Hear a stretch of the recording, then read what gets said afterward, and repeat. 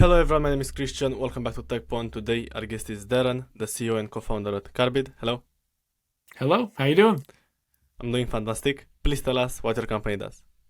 So we are an information security and data privacy compliance software platform. So basically what we do is we have companies of all sizes, ranging from very small service or tech companies, SaaS companies, right up to companies with several hundred employees.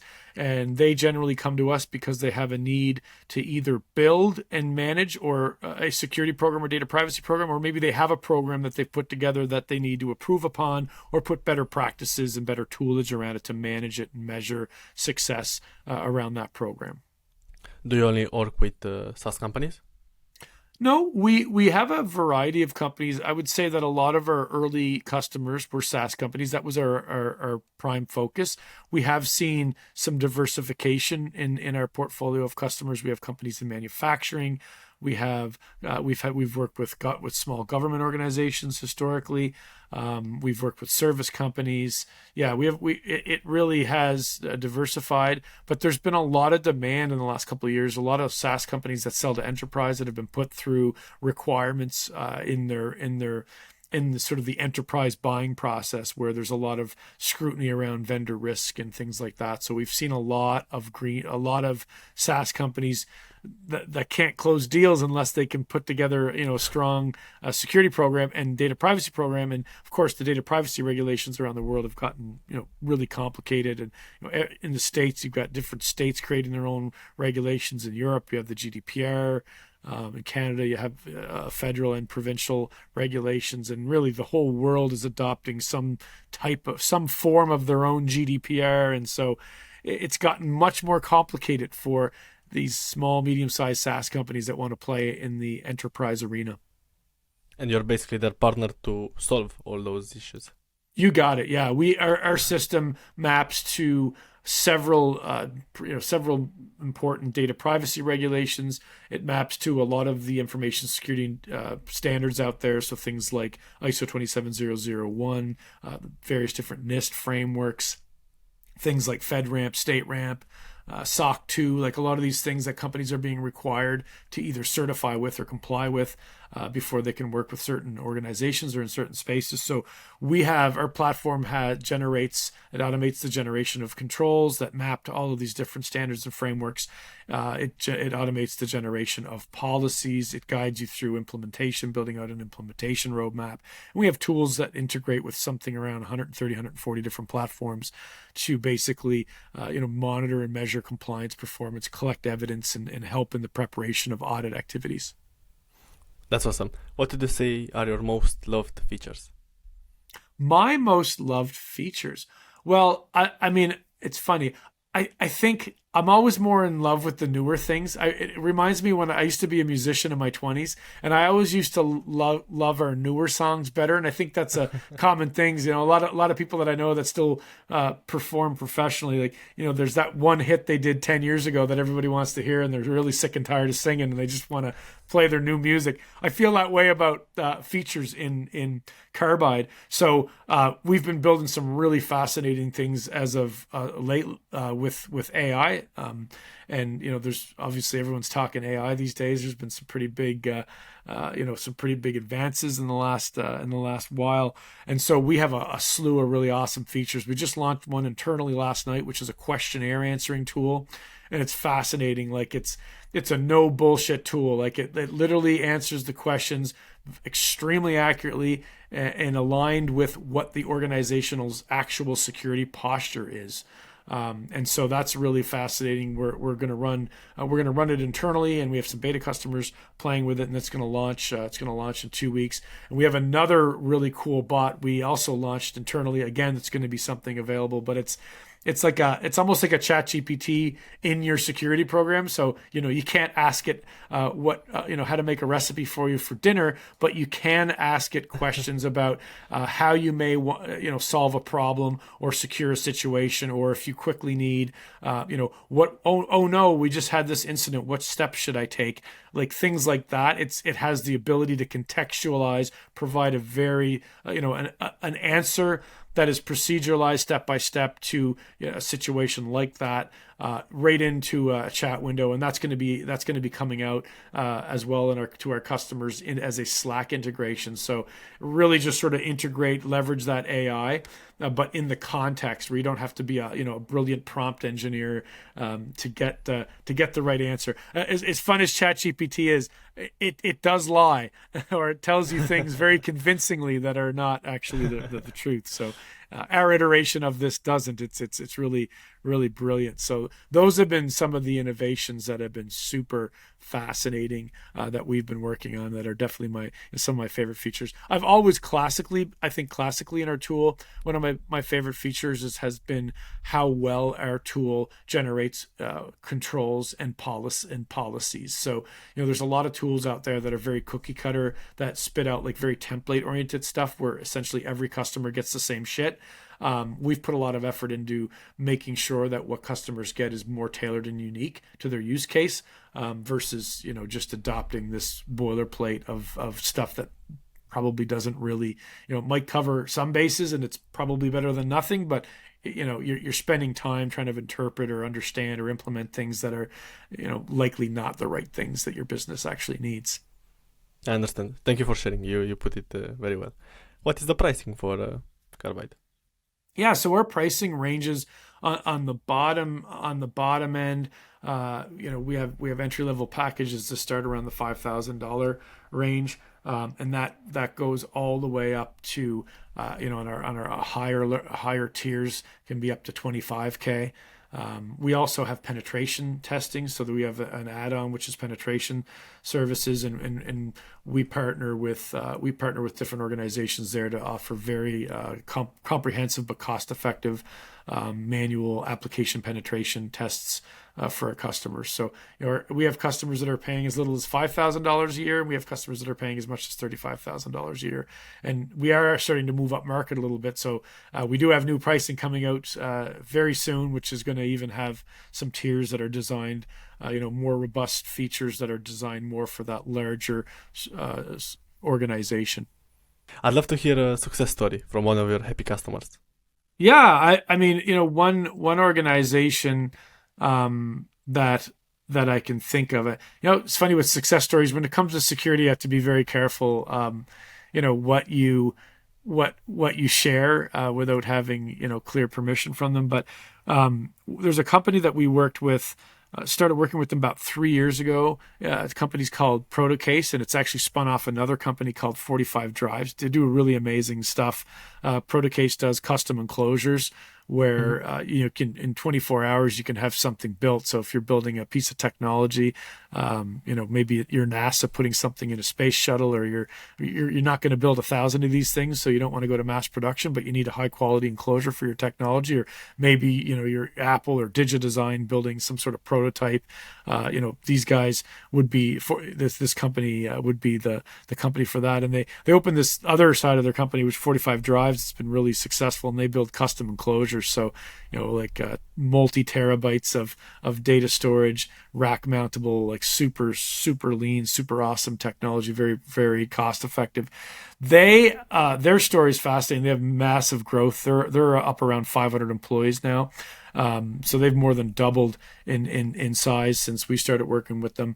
And the complexity that they dealt with is they were selling internationally, and just a ton of different requirements, everything from CMMC certification in the US to NIST, different NIST standards and data privacy standards, and implementing that across both cloud infrastructure as well as on-prem infrastructure. So super big, complex operation with a high degree of confidential information. And we just in 3 years, just watching that, they've reformed. Their security is like world class. They can sell to anybody in any state, in any country, and just like a phenomenally sophisticated security program that covers everything from organizational governance to security. And this is an organization that gets hit.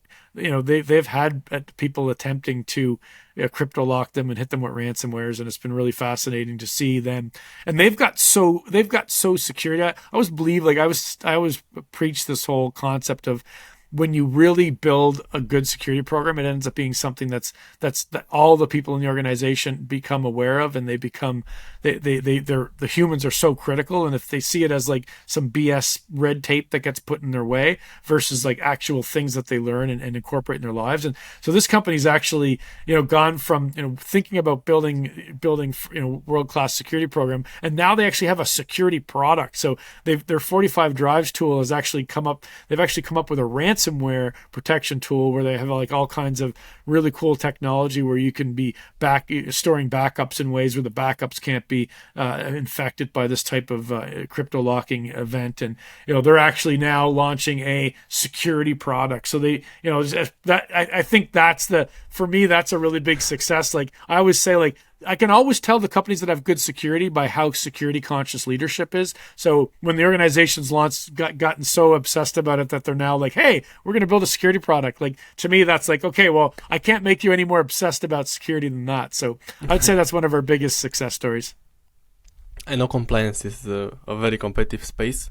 How do you differentiate in this market? Yeah, so you totally are right. There's a ton of vendors in the compliance space, and in fact, when we look at what we monitor, we're sitting around somewhere in the vicinity of 84, 85 vendors in total in the whole compliance space. The way we really differentiate the most, honestly, is we don't think of it as like compliance is a necessary thing, but what's more important is actually securing data.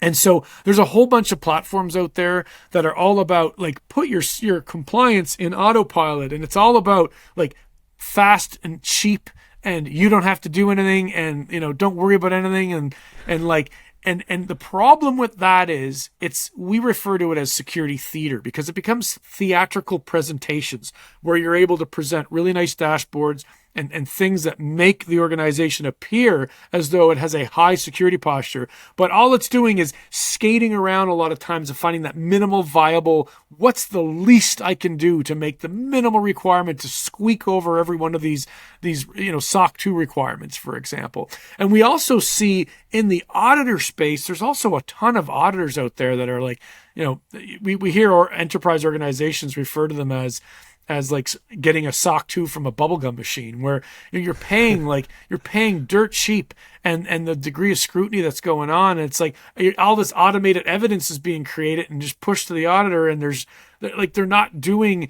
not necessarily doing the same. And so we're seeing, that's where we differentiate ourselves. We're not about security theater. We're for the organizations that actually want to build a world-class security program, to actually not do, if you're coming into the call with us going, I don't want to do anything that I don't have, like, if that's your mentality, then honestly, you've probably made a bad call by coming to us. If you want to build a secure program where you can look into your customers' eyes and tell them that you're doing best practices, because all these standards and certifications and audits, they're always lagging what's the best practice a lot of the times, right? So, we see these companies that are out there, they spend more money on their audit than they do on their security. And I look at that and I think, wow, if the objective is to have companies invest in their security and they're spending more money on the theatrical sort of the reports and the data to show, to evoke trust in their customers, that seems off to me. And so that's really how we differentiate. We really pride ourselves in what we do. We give best practices. We provide training to our organizations. We don't tell people that they can put their security program in autopilot. Now, obviously, we do have automation. Automation is important. There's a lot of administrative load in the process of both compliance and security, potentially more so in compliance. But we definitely, we build on automations around that, but we don't give this false sense of, you do nothing and the tools do everything and abracadabra, you're going to be safe from everything like that. We just don't do that. And that's really something that we see that differentiates us in the landscape. When did you start the company and how did you come up with the idea? Started the company. So I came up with the idea in 2016, but we didn't really roll up our sleeves and start focusing on this as a full-time endeavor until late 2017, early 2018. Mm-hmm. In terms of discovery or coming up with the idea, my last company was a SaaS company, and we built products we had built a SaaS platform that was used to manage a bunch of different music festivals around the world. So, we started off with local small town festivals, but by 2014, 2015, we were the back end of like big festivals like Coachella and Burning Man and Bonnaroo and stuff like that. And so we ended up with these huge festivals, and some of them had corporate entities that were behind them, that owned them. And we started seeing it happen to us where our customers and these guys were really concerned about security because we had a lot of very highly confidential data. And festivals at the time were a high target for hacking. People loved being able to launch the Coachella lineup 3 or 4 months before it was supposed to launch. Like, that stuff was very attractive. So we had a lot of scrutiny put on us by our customers. It forced us into having to build a security program. We actually lost a massive deal that would have been a 10+% ARR increase in one deal that would have brought us 10 festivals overnight in the UK. We lost that deal because we could not meet the security posture requirements that particular buyer, that vendor was requiring. And so that was the wake-up call. So, that became problem number one in that last business. And I spent 2 years figuring everything I could, working with consultants, designing a security program, being somewhat new to security, and upskilled myself and our team substantially. And in the process of doing that, by the end of doing it and successfully getting our SOC 2 and eventually our GDPR compliance, I went and did a training program, ended up getting a certification in cybersecurity. And through that process, through the whole exercise of doing both those things, I was like, wow, every company's going to need to deal with this stuff soon. What a phenomenal opportunity. And I started thinking more and more about how automation and how SaaS could effectively help businesses solve this problem. And so that became an obsession. And, when I sold my last company in 2018, I dove into this endeavor, which was already starting. It was already a starting project in the background. Dove in and we went out and raised a pre-seed round, started hiring some folks and dove in. And so here we are now, 2023. Hard to believe it's been that long, but we've got, somewhere around 200 customers that are using the platform for their security program. That's fantastic. Well, what a story. How big is your team right now? We're close to 40. It's like 36, 37 people, I believe. Yeah. And what's your current ARR? Yeah, we're well north of 2 right now. Mm-hmm. And did you raise any funding? Say that again, sorry? Did you raise any funding? We did, yeah. We raised a pre-seed round and a seed round, and I would expect we'll be raising a Series A at some point later this year.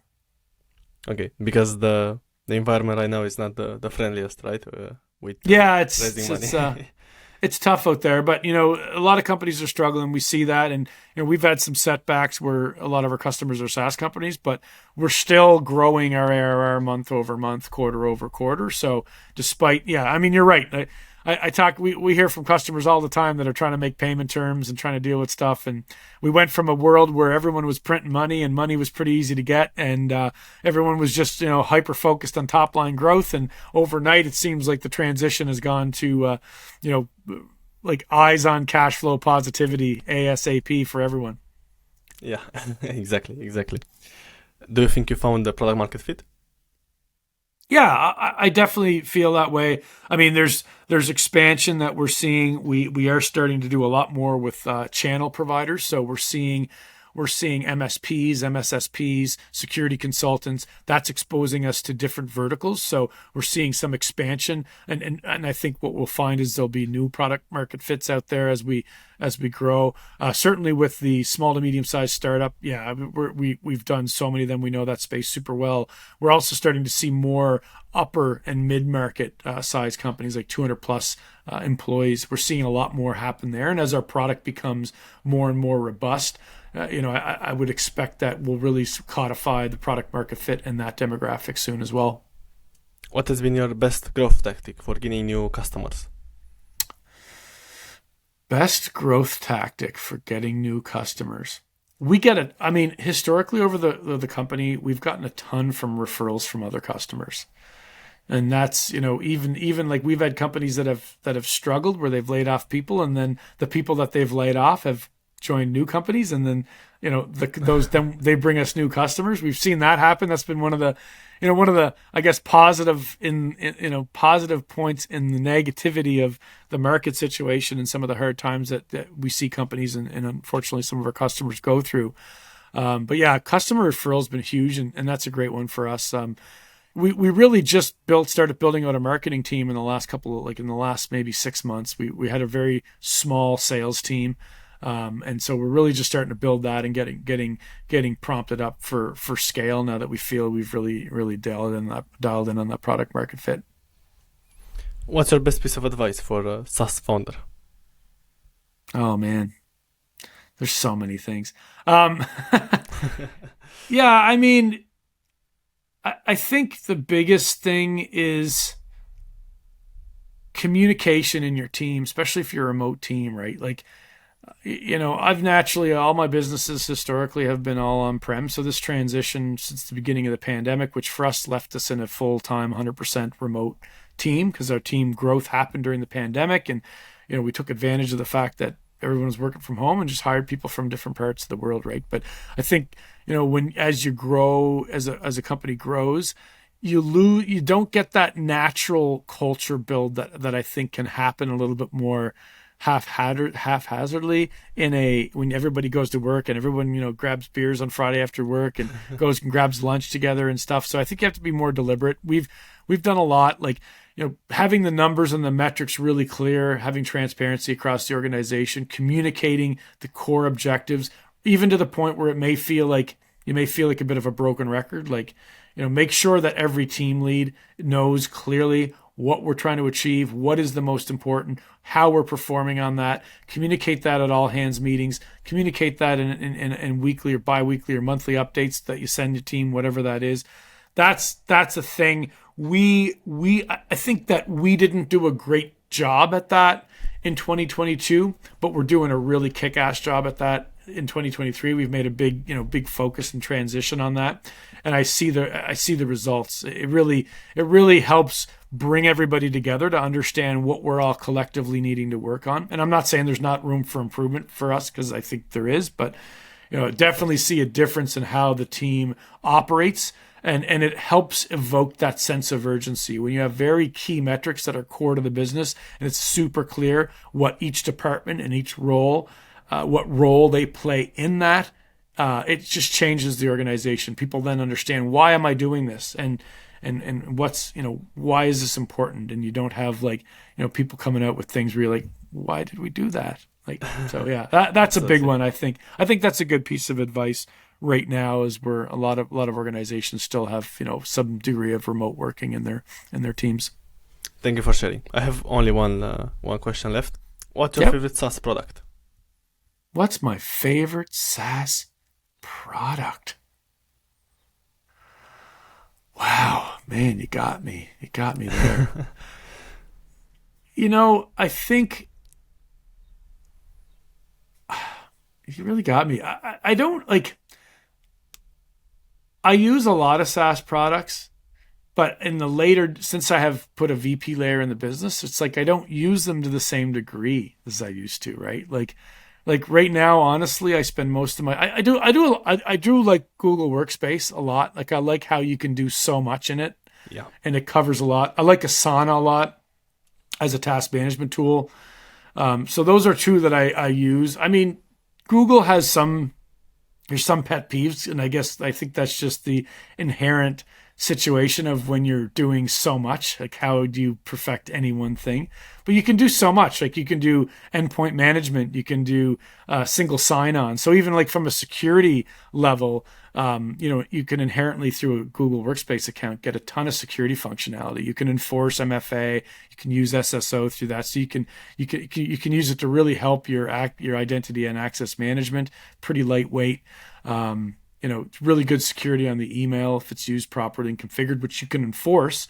So yeah, I mean, I would say we still get the odd weird email that probably should have got picked up in a filter, but if I look at what gets in spam, wow, they do a pretty good job at covering a lot of bases. So I'm going to say, I'll say that for today. Thank you so much for sharing. Is there anything else that you want to mention on today's podcast?